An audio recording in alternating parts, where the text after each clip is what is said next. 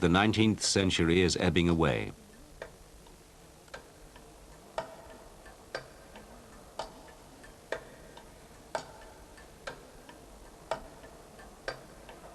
In the heart of Europe, old dynasties hold on to power.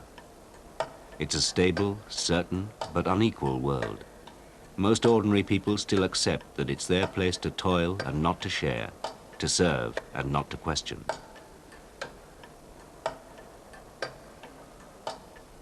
All that is about to change.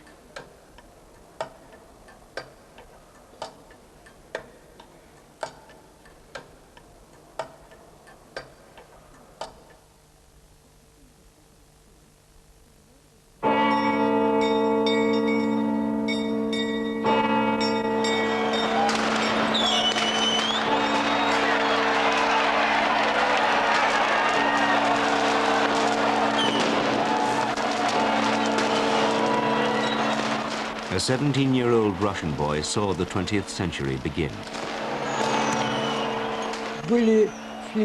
There were fireworks.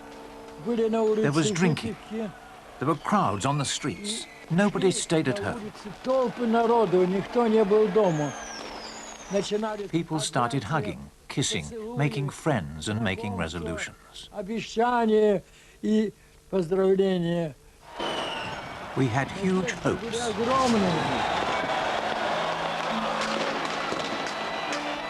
In the new century, some of those hopes were dashed, and many were realized. For millions, there was spiraling danger and cruel abuse. But political power shifted, new freedoms were won, and millions lived longer, healthier, and more prosperous lives than they'd ever expected. This series is the story of those turbulent changes, told by the people themselves.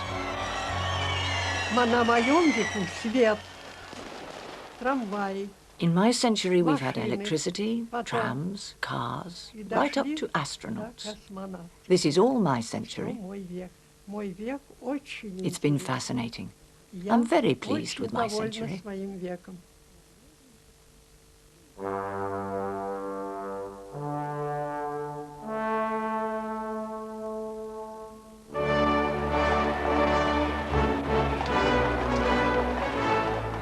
In 1900, people in the great cities of the West were proud of their achievements and confident of their future. There was rivalry between the European nations, but through careful diplomacy, they'd avoided war for 30 years. And on both sides of the Atlantic, most assumed this peaceful stability would continue. I would say you had the feeling, well, this is the way it is, this is the way it'll always be. Why would it be different? I never dreamed the world would change the way it did.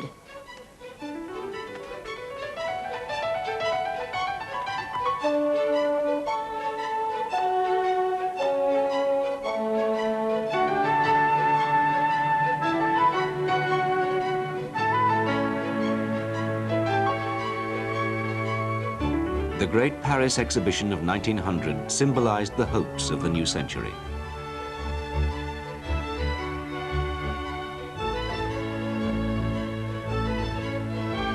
It drew over 50 million visitors. People believed nations could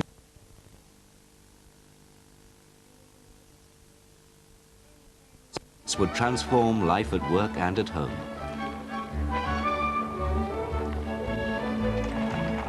Arriving by steam train and horse-drawn bus, visitors could make their way round the exhibition on the newest forms of transport.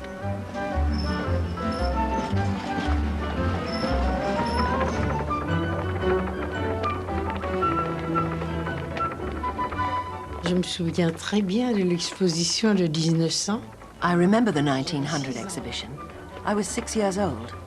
I saw these people moving forwards without walking, and it puzzled me. So I asked my mother, and she told me it was a moving pavement, the first ever.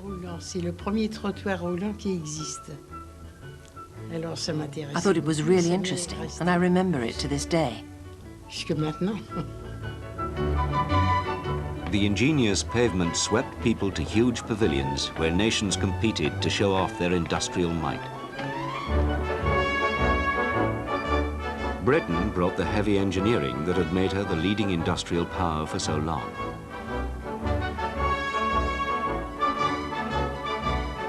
The Germans exhibited their latest machine tools and cars.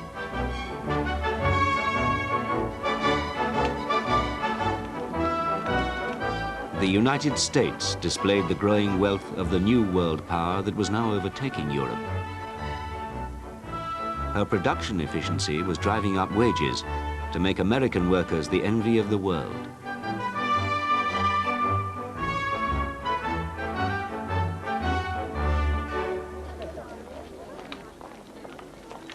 One building was a temple to the energy expected to power the new century. It drew enormous crowds, amongst them Raymond Abescat. At home we used oil lamps and candles. We didn't have electricity. So here was this whole exhibit devoted to electricity. It was wonderful to see the building all lit up in the evening. A new piece of music, Waltz of the Lights, was played in electricity's honor.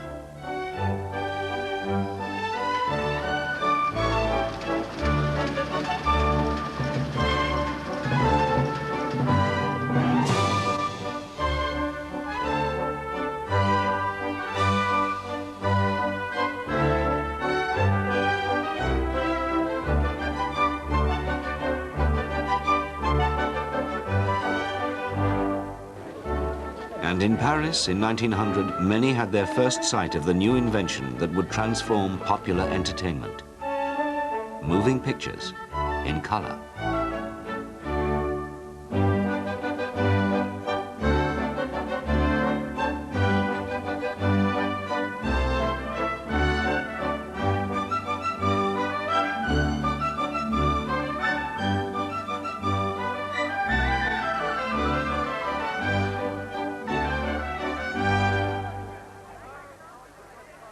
The exhibition was held at a time of growing prosperity for many, but not for all. La Belle Époque, c'était pour les riches. The Belle Époque was for the rich, people who could dress well and eat well, while your workers got nothing but stewed grease and gristle. It wasn't the Belle Époque for everybody. C'était pas la Belle Époque pour tout le monde.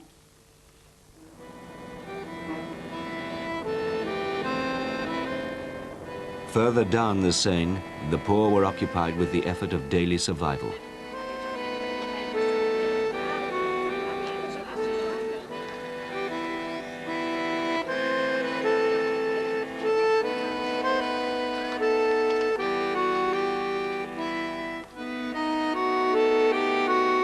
Average life expectancy was 46. Families had to fend for themselves. If they were homeless or out of work, they received no help from the state.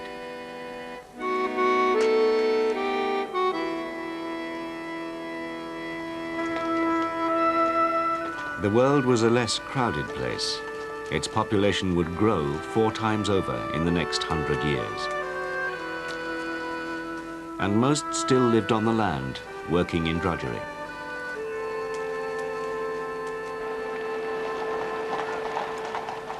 Few ever glimpsed the remote political figures or monarchs who ruled their lives.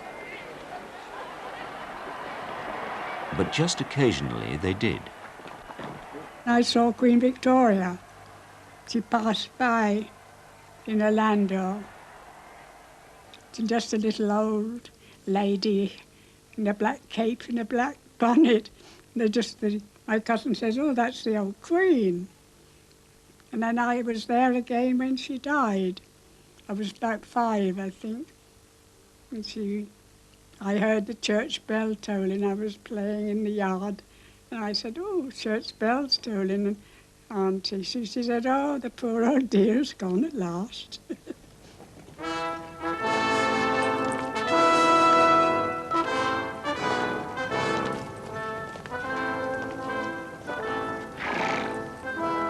The solemn state funeral held for Queen Victoria in 1901 was a reminder of all that hadn't changed politically, even at a time of material progress.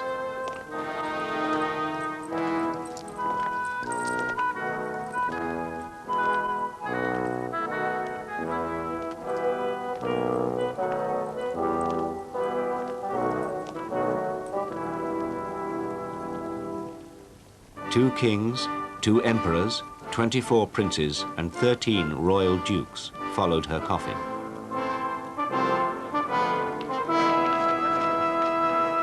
This was the old order. A handful of European dynasties, all related to one another, held sway over half the world.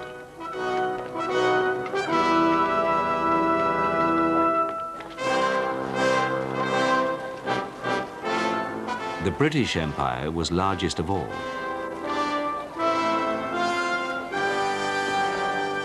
A cornerstone of national life, it gave people a feeling of superiority over foreigners.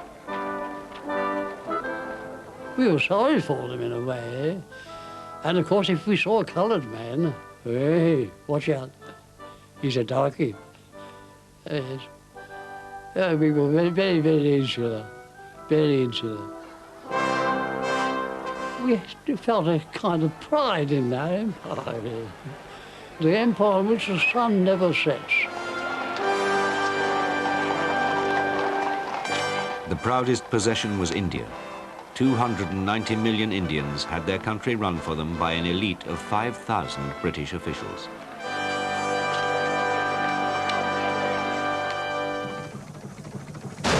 Africa too was under European domination, the imperial powers competing to exploit its mineral wealth.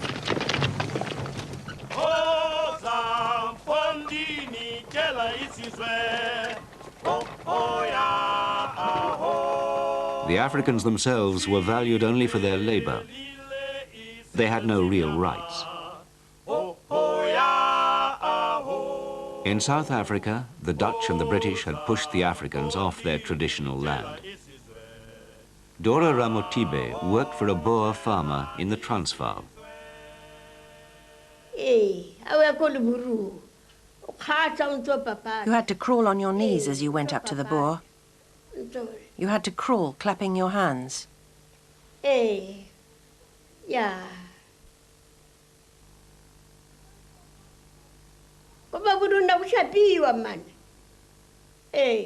The boss used to thrash us. He used to beat us women up a lot, as if we were children. He slapped us and threw us to the ground. He kicked us with his shoe and then told us to stand up. It was a painful life, very, very painful.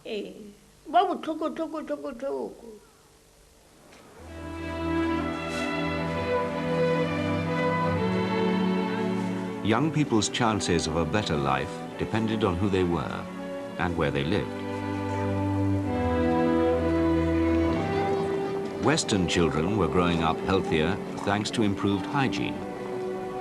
They were better educated than any generation before, as governments brought in free, compulsory education. As more could read, the more they learned about the world. Mass literacy became the greatest single factor in changing people's expectations for their lives.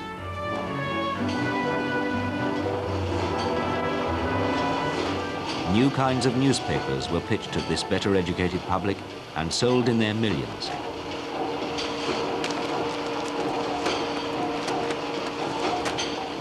They brought politics to the masses.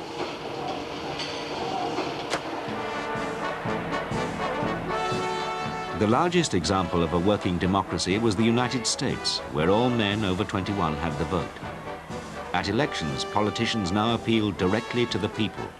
The principles for which we stand are the principles of fair play and a square deal for every man and every woman in the United States. The American people regularly voted their leaders in and out of office. Politics was really hot. You really were a Democrat or a Republican. And people did business with that in their mind. Politics was really very important. But women still couldn't vote in national elections. And there were others who were missing out. Black American men had the vote in theory, but many in the South dared not use it. John Morton Finney grew up in Missouri. Negroes in many places could not go to the polls to vote, although the law said they had the right to do so. They couldn't go to the polls. Why? Be lynched. Man may get killed, Negro man, trying to vote. In Europe, working men's hopes were pinned on new political parties that campaigned for their vote. Britain's Labour Party was founded in 1900. In Germany, 50 socialist MPs had been elected to Parliament. But there was one country where people had no say in how their lives were run, where discontent was most bitter.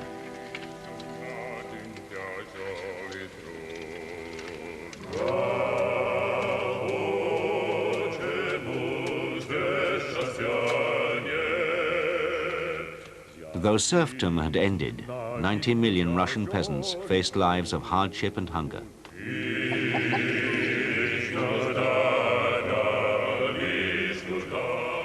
Sergei Butsko was born in a village in Bielorussia.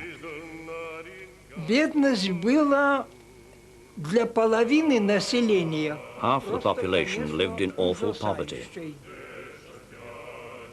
The landowner of our district lived in Warsaw. He spent all his time going to parties.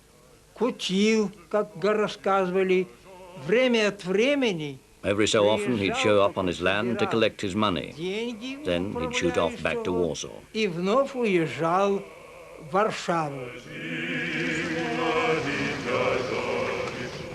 Political parties were illegal. There was no parliament. Absolute power was in the hands of one family, the Romanovs. Let all know, Tsar Nicholas declared, that I shall safeguard the principles of autocracy unswervingly. The Tsar's children met their poor subjects at a charity fete, a rare bridging of the gap between the masses and their godlike masters.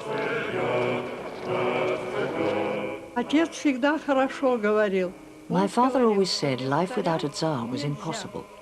No matter how hard it is for the workers, there should always be a Tsar. In my family, we never said anything against the Tsar. What they said about him at the factory, I don't know.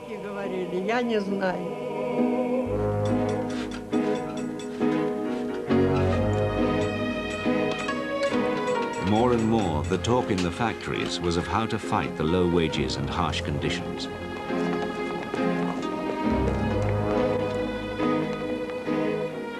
Max Kleinman saw the mounting discontent at first hand.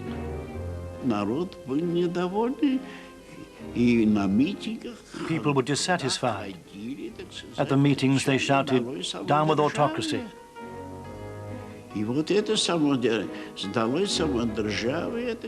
saw the Tsar as a symbol of autocratic rule, and saw that he held Russia tightly in his grasp, and that the people were struggling for survival.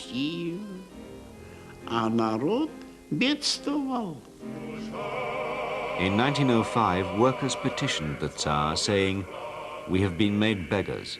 We are oppressed. We working men have no voice."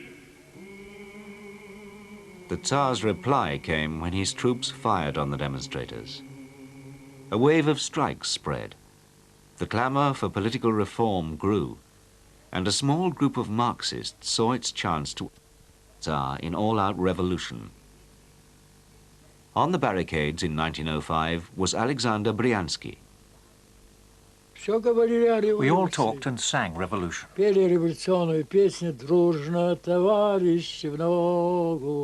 Духом окрепнем в борьбе, братский союз, свободу, грудью проложим себе. Царство свободы дорогу, грудью проложим себе. We boys took part on the barricades. I remember how we turned the horse-drawn trams onto their sides. We tipped over the tram which went through Ostrozhnaya Square.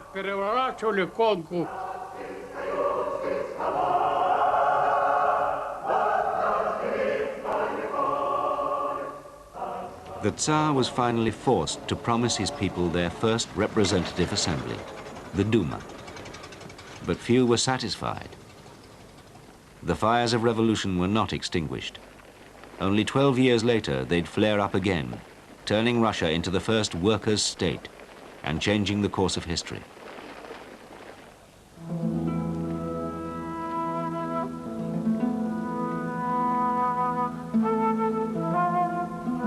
From Japan, Russia's neighbor in the Far East, came further challenges to the old order.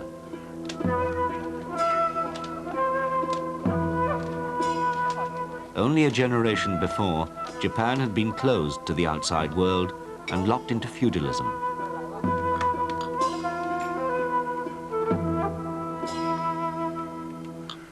Japanese reformers then launched a drive to modernize and catch up with the West. They widened the streets.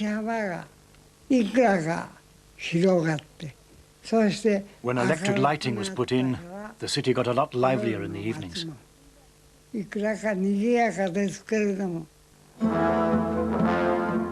By 1904, the Japanese felt strong enough to fight a war with Russia for dominance in the Far East.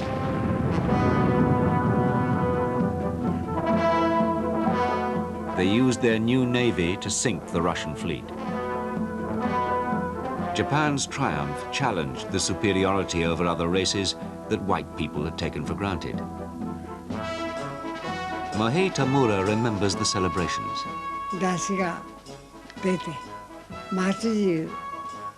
We pulled the drum cart through the village and celebrated for 3 days.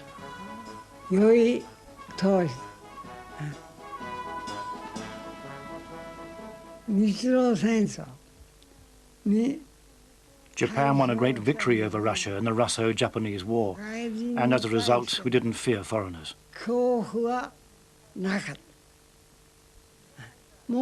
We thought Japan was a country protected by God, and that we would never lose any wars in the future.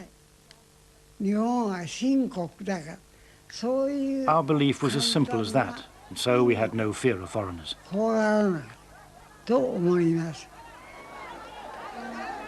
And they continued to borrow from the West. Mohei Tamura got a job as a salesman for European-style clothes.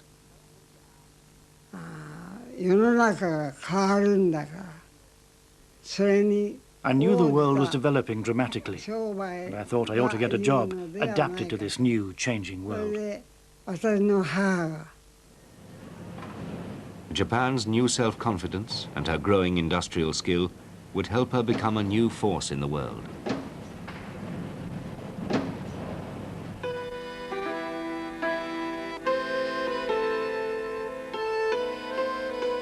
For many Europeans, crowded into city slums, the promise of the modern age was slow to arrive.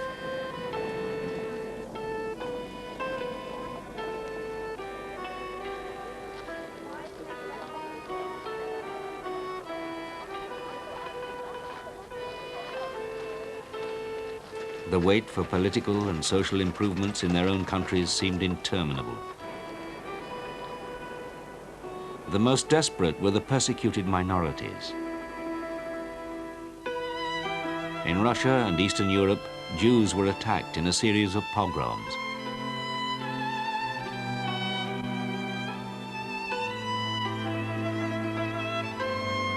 Despair and poverty led many to try and break with the past completely.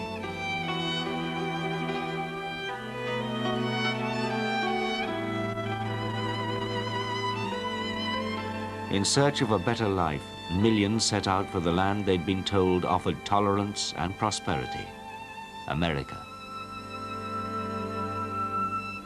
Some families could only afford the fare for their children, not themselves. In 1910, Nellie Gillinson sailed for New York. leaving her parents behind. I'll never forget the goodbye of my mother. She was squeezing me and I was squeezing her. People wanted to pull me off of my mother, and my mother didn't let me go. And the same thing was and for years, when I thought about it, I was crying. But I never saw my mother or father again.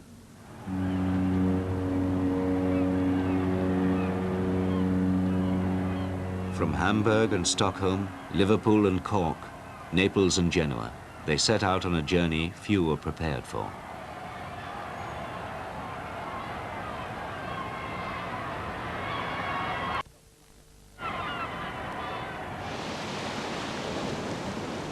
The voyage was very rough, very rough. There wasn't a day that people didn't pray to arrive in America. We were in steerage. We were in steerage, like I would say a flight down in the boat. And we had bunks, double bunks. My mother and my little brother slept down, and we as two children slept on the upper bunks. It was crowded. A lot of people were very sick, especially the elderly people were sick.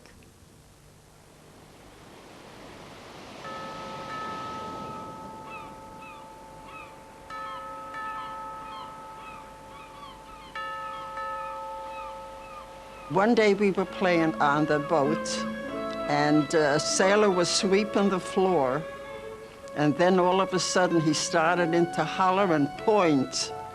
He spoke in a language that I didn't understand, but he was pointing and hollering, "America, America," pointing with his finger. And we all looked, and before you know it, we saw America. We saw the Statue of Liberty.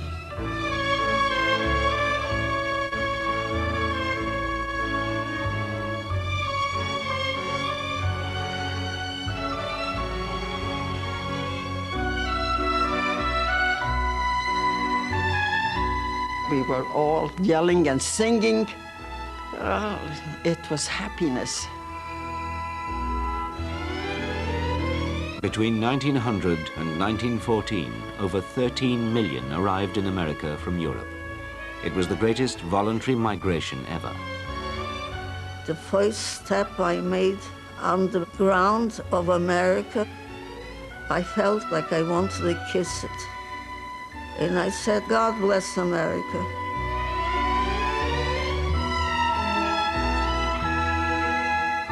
Nellie Gillinson joined the throng of immigrants packed into New York's Lower East Side.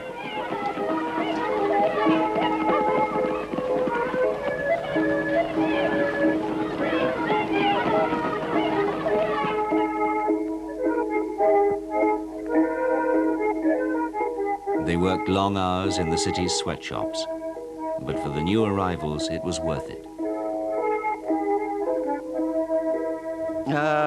New York was, then it was paradise.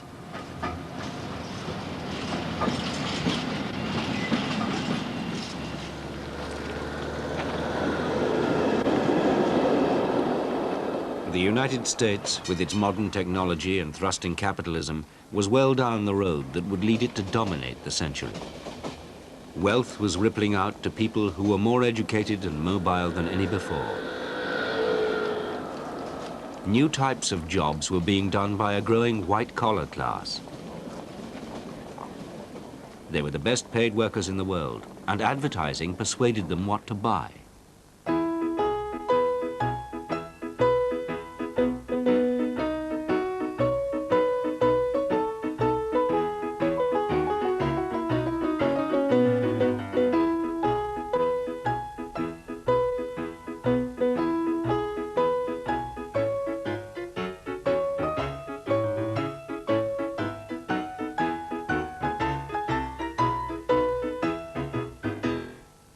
The new choices that had to be made were sometimes baffling. In 1900, my father was building a house, and One problem was gas and electricity were just coming in to be used generally. So he asked the head of the company which he should put into the house, gas or electricity. And he said, oh, gas, by all means. Electricity is just a fad. It'll never last. So that's what we got. The spread of electricity brightened lives in every sense. It lit up a new amusement park, the world's largest, built just outside New York at Coney Island.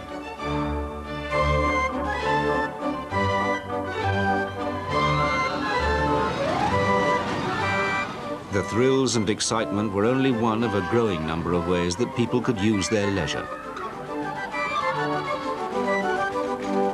The mass entertainment that was growing fastest all over the world was cinema. The first films were widely shown in fairground booths.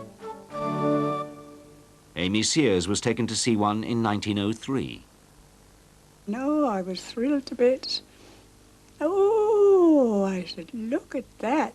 And I was sitting on my dad's shoulders, watching it. Yes, that's the one. He just shook it up and put a little on his hand and started rubbing. Then he rubbed again and a little bit more, and a bit more hair came up, and he just finished up with a lovely head of hair. And I know I was thrilled to bits.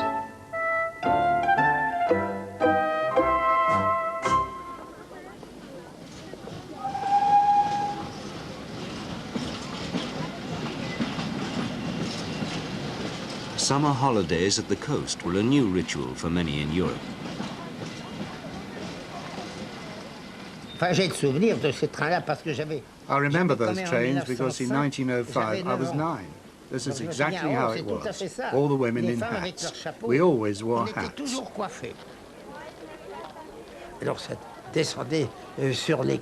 People got down onto the platform, lots of chatter, and raring to get to the beach just as soon as they possibly could. That was the main thing, to get to the sea.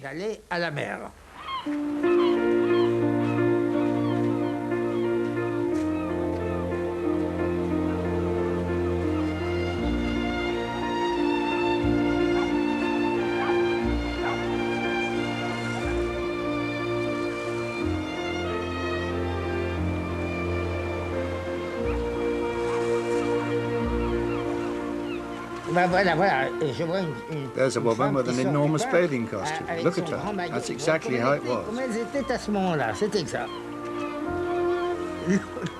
The water's cold there, and the ladies let out little shrieks as they got in. It was very amusing.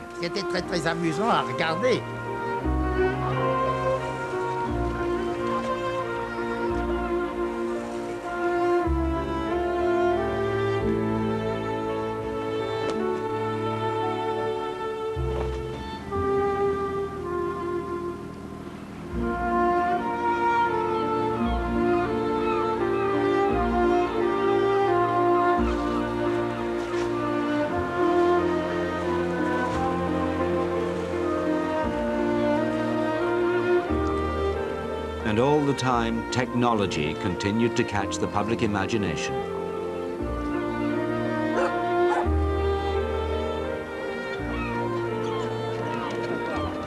In the summer of 1909, Jeanne Plouvin saw history being made on the French coast. It was quite an event.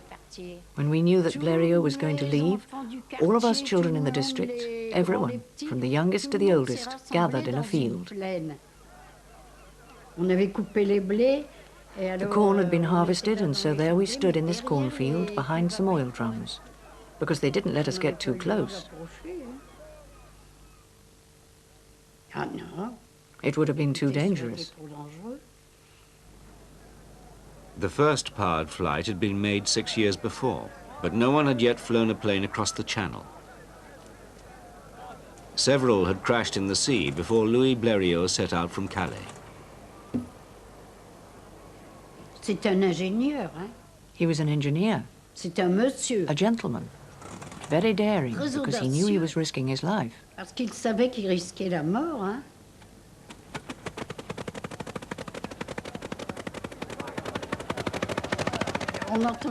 We heard the engine rumble.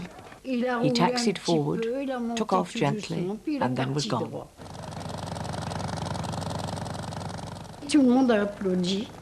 Everyone clapped, everyone shouted. We cried, "Bravo!" Bravo!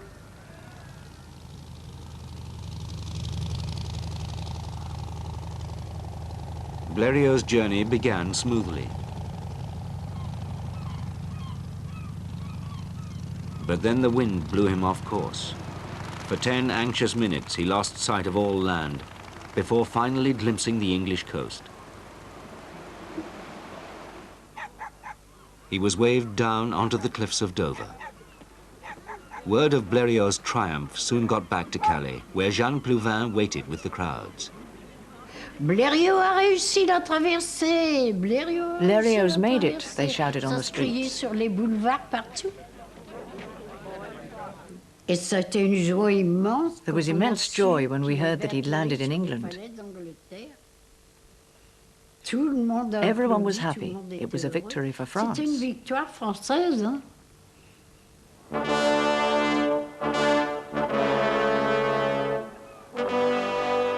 Each new achievement of 20th century science was used to boost national prestige.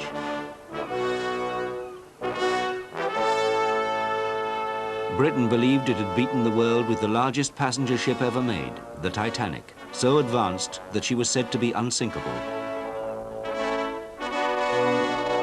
But much of the popular faith in experts and engineers was shattered in 1912 on her maiden voyage to New York.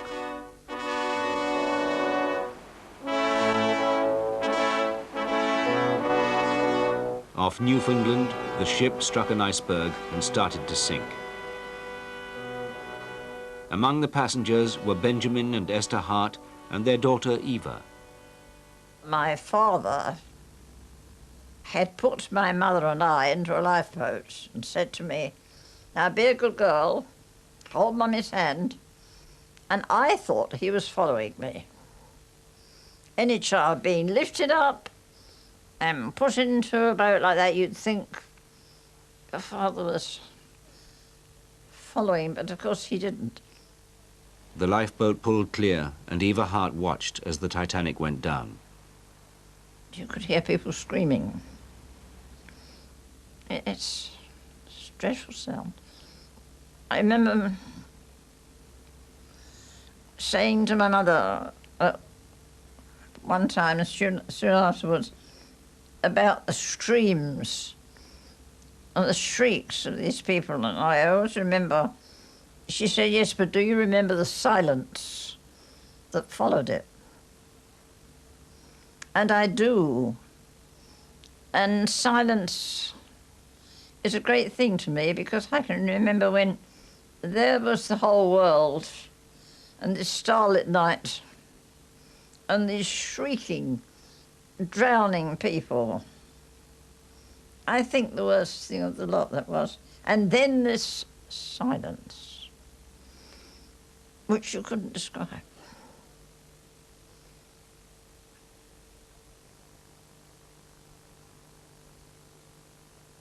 Over 1,500 people drowned that night. Most of them were men. It was a case of women and children first.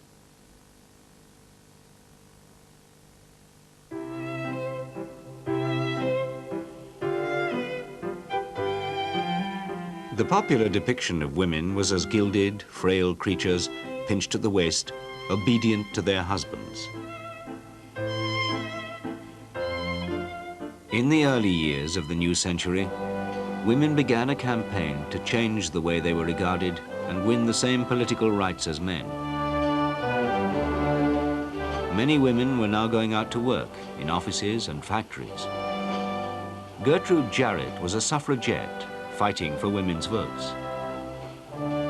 I thought women were equal to men and should have a say in things. I thought that women should have the same rights as men, and it was a woman's life, and she should say what she wanted. whether it was at Parliament or where it was. A woman should have the same say as a man.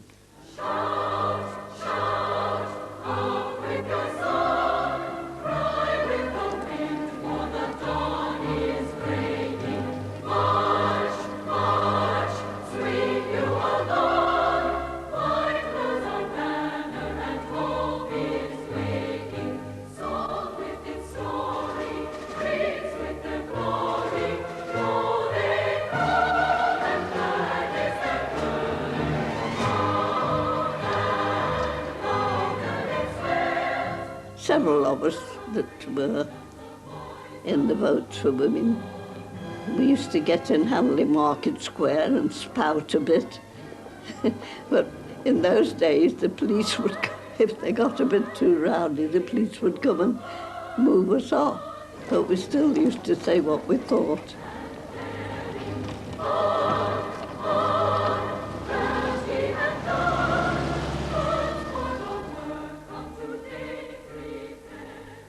Arrests, followed by hunger strikes in jail, made the fight increasingly bitter and dangerous.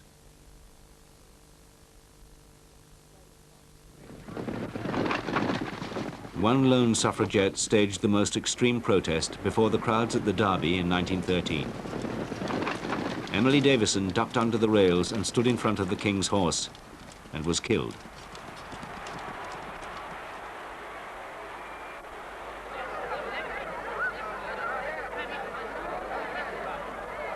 The women's campaign was only one of a growing number of new political challenges to the old order.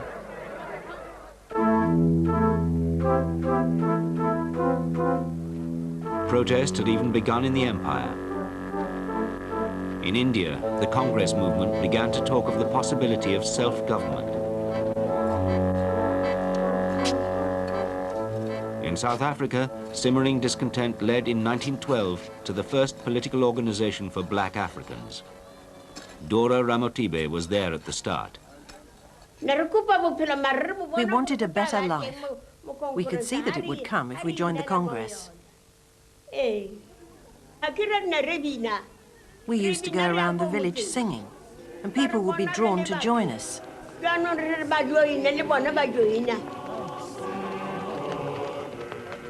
The fledgling African National Congress began its long struggle with demands for land reform and an end to racial injustice. At the earliest meetings of the ANC, they sang a song called Cry of the Africans.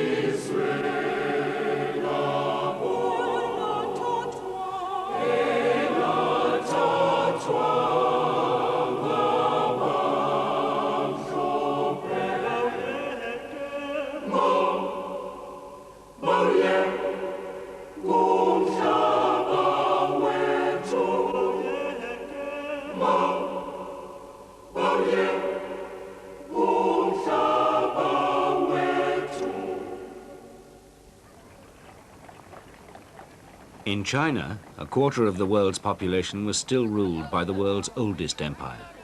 The autocratic Manchu dynasty dealt ruthlessly with any sign of opposition.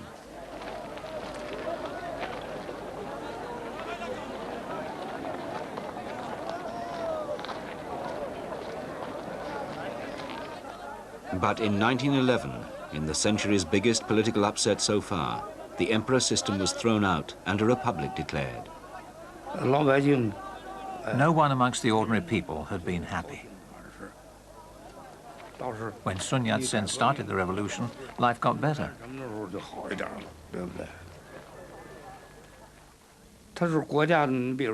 The emperor had been deposed. The country was no longer under his thumb.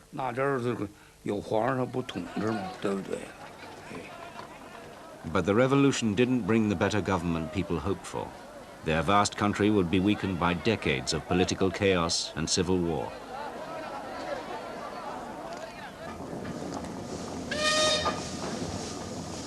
In the West, the most strident challenge came from industrial workers.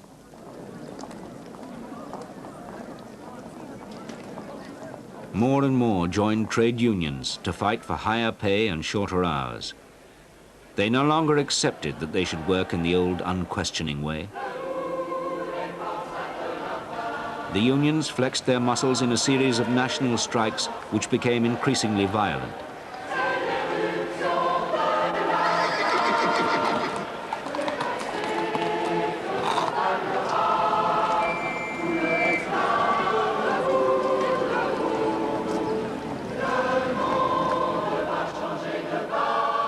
In France, martial law was introduced after French railway workers had shown they now had the power to bring the whole country to a standstill.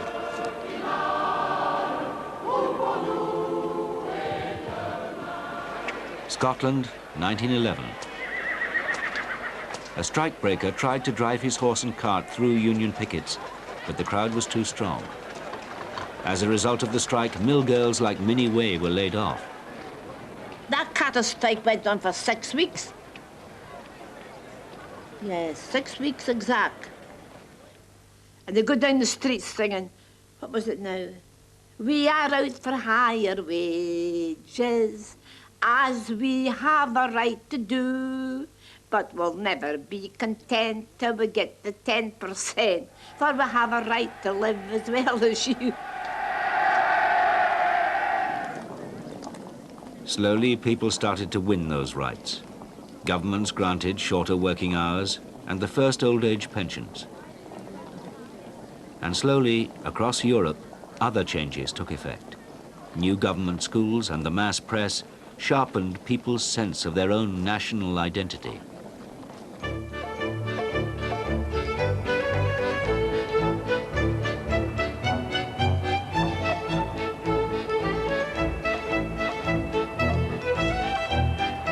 The spirit of heightened nationalism was embodied in old emperors, enshrined in national myths.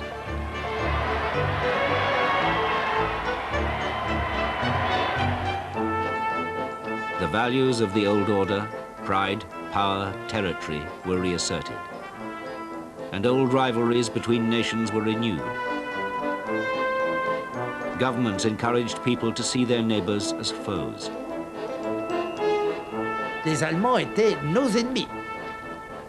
The Germans were our enemies, and we were aware of the threat of war with Germany, aware that Germany had a powerful army which was preparing for war, and war against us first, against France. Contre la France.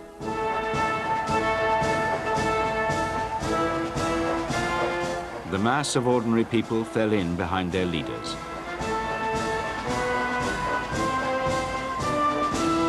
The energy and science of the new age were now turned over to an arms race. Only 5 years after Blériot's pioneering flight, his company was making aircraft for the French army.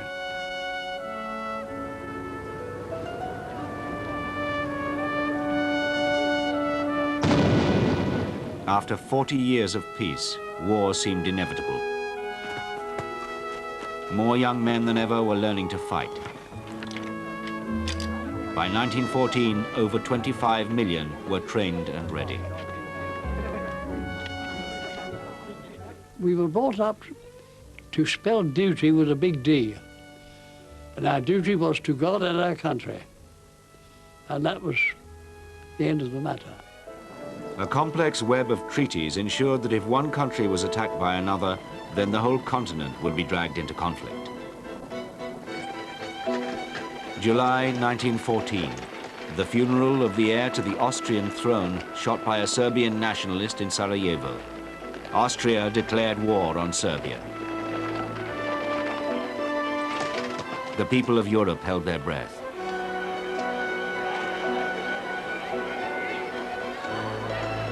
Then, one by one, the alliances came into play. Russia mobilized against Austria. Sergei Butsko remembers talking to his brother that day. You could already feel the strain and mood of impending disaster in the air.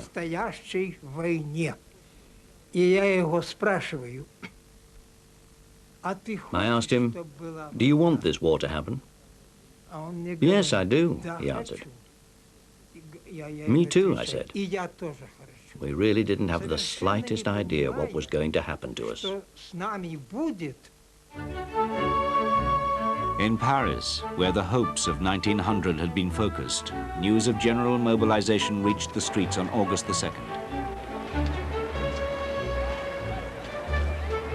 Europe was at war.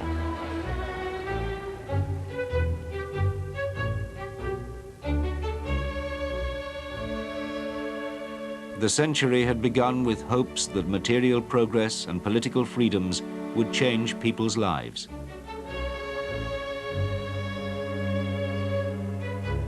In fact, it was 4 years of war that would trigger the greatest changes, changes beyond the wildest dreams or nightmares of the people of the new century.